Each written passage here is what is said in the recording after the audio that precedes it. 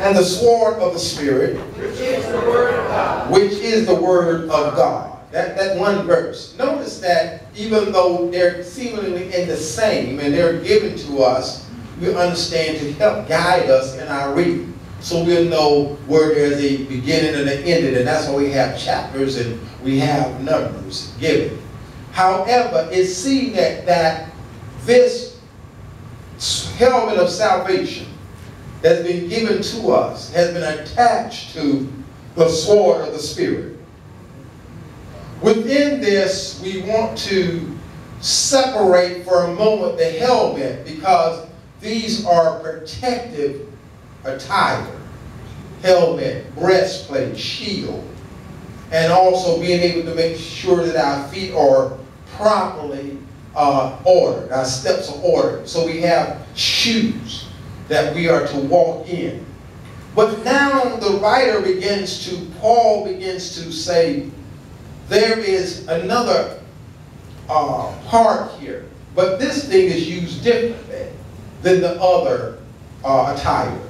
It's called a sword. And a sword is not used to defend, it's used to offend. Swords aren't used just to put up. They use to stick something, cut something. That's the purpose of a sword. And the Bible makes it clear that the sword is what? The word of God. So I want tonight to use for a backdrop connecting the word of God, which is the sword of the Spirit, or the sword of the Spirit, the word of God, with that final verse you just read in the book of Matthew, and it says prayer and fasting. I want to bring these three together, to work together and call them a triple threat.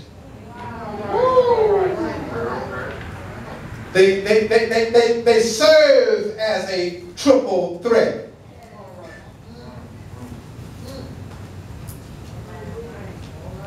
Before I get ahead of myself, I want you to understand the whole backdrop of this, because Jesus had just come out of the mountain with Peter, with the inner circle, Peter, John, and James. And they had experienced something of a lifetime, a transfiguration, the glory of God, the voice of God. Now they've come down, and always when you go up, you always find yourself descending. At the bottom of everything, when you come down, a devil is always waiting. You're going to encounter something. We have some high times in church. Hallelujah. Wave your hand. Woo! We've had some high times. But the moment we walk out, and all of a sudden we encounter something that is unpleasant, and oftentimes bring a disorder to disrupt. Hello. Always trying to bring and take you away from the very presence you've been in with God. Oh, that service was, my God, it was a divine and heavenly experience. And now, all of a sudden, there's an argument. All of a sudden, I got to rush to the hospital. Something always tends to be on the uprising when you have come down from a mountain experience. Mountaintop experience. Anybody ever had a mountaintop experience? But then you found that you had just now run into a devil?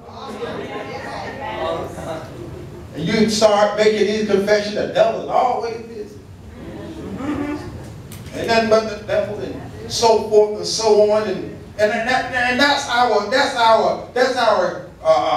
Christian attitude.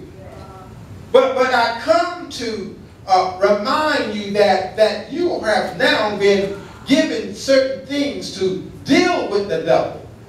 And matter of fact, it has been a disguise of the devil. And I'm going to speak that tonight because I want to pull the mask off.